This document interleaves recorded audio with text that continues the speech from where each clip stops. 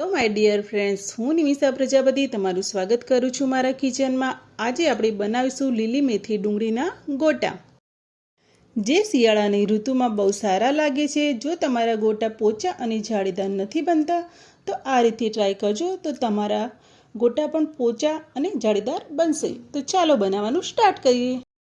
તો એના માટે એક વાસણ લઈ તેની અંદર 250 થી 300 ગ્રામ જેટલો ચણાનો લોટ લઈ લઈશું।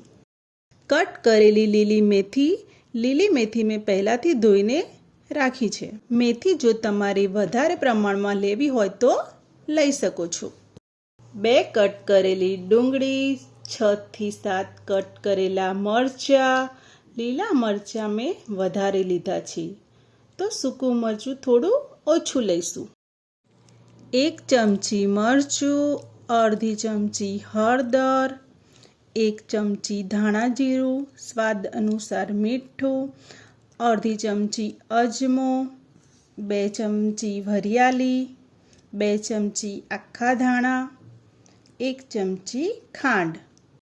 બધી સામગ્રીને મિક્સ કરી લઈશું, જેથી બધા મસાલા એકદમ સરસ રીતે મિક્સ થઈ જાય। મસાલા સરસ રીતે મિક્સ થઈ ગયા છે તો થોડું થોડું પાણી લેતા જઈશું અને મિક્સ કરતા જઈશું। પાણી થોડું થોડું લેતા જઈશું, જેથી કરી આપણું બેટર ઢીલું ના થઈ જાય।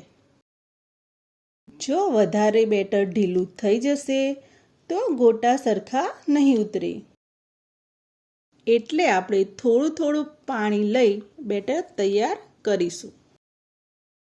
ચણાના લોટનું બેટર ગોટા બનાવવા માટે એકદમ તૈયાર થઈ ગયું છે, તો બેટરને આપણે 10 મિનિટ રેસ્ટ થવા દઈશું।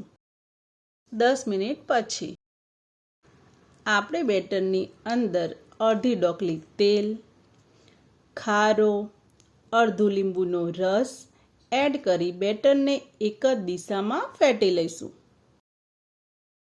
આ પોચા રૂ જેવા ગોટા બને તેની એક ટ્રીક છે। મેથીના ગોટા એકદમ પોચા બને એના માટે આ રીતનું બેટર તૈયાર કરીશું। આ રીતે બેટરને હાથમાં લો અને એકસાથે આ રીતે સરખું બેટર પડે એ રીતે આટલી બેટરની થિકનેસ હોવી જોઈએ। તો ગોટા બનાવવા માટે બેટર તૈયાર થઈ ગયું છે, તો ગોટા બનાવવા માટે તેલ ગરમ કરવા મૂકી દઈશું। તેલ ગરમ થઈ ગયું છે તો બેટર લઈ ચેક કરી લઈએ। તો તેલ ગરમ થઈ ગયું છે તો ગેસની ફ્લેમ મીડિયમ કરી લઈશું। આ રીતે જેટલા ગોટા એકવારમાં કઢાઈમાં આવે એટલા ગોટા ઉમેરી દઈશું અને આપણે ગોટાને મીડિયમ ફ્લેમ ઉપર 1 થી 2 મિનિટ જેટલું એક સાઈડથી તળીશું। 1 મિનિટ જેવું થાય એટલે આ રીતે ગોટા ઉપર તરવા લાગશે, એટલે આપણે તેની સાઈડ ચેન્જ કરી લઈશું। હજી આપણે 1 થી 2 મિનિટ ચડવા દઈશું, જેથી અંદરની સાઈડથી પણ એકદમ સરસ રીતે ચડી જાય। ગોટા અંદરથી એકદમ ચડી જશે એટલે જ્યારે આપણે ગોટા કાઢીશું તો વજનમાં એકદમ હાથમાં ફોરા લાગશે, એટલે સમજવાનું કે ગોટા એકદમ અંદરથી સરસ પોચા રૂ જેવા અને બહારથી એકદમ ક્રિસ્પી બન્યા છે અને સરસ ચડી ગયા છે। ગોટા ચડી ગયા છે તો ઝારાથી બહાર કાઢી લઈશું। એ જ રીતે બીજા ગોટા પણ કઢાઈમાં એડ કરી તેને પણ મીડિયમ આંચ ઉપર ચડવા દઈશું।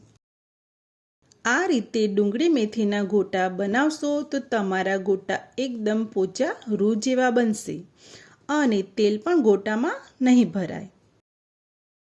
આ રીતે ઘરે બનાવી લીધા તો બહાર ભજીયાની લારી કરતાં બી ઘરે એકદમ ગોટા સરસ બનશે। અંદરથી એકદમ પોચા અને બહારથી એકદમ ક્રિસ્પી। તમને એક તોડીને બતાવું, એકદમ પોચા રૂ જેવા બન્યા છે। તો આજની મારી આ મેથી ડુંગળીના ગોટાની રેસીપી કેવી લાગી એ કોમેન્ટમાં જરૂર કહેજો। મારી આ ચેનલને લાઈક કરજો, શેર કરજો, સબસ્ક્રાઈબ કરજો એન્ડ ફેસબુક ઉપર ફોલો કરજો. તો મળીએ નેક્સ્ટ રેસીપીમાં. જય શ્રી કૃષ્ણ.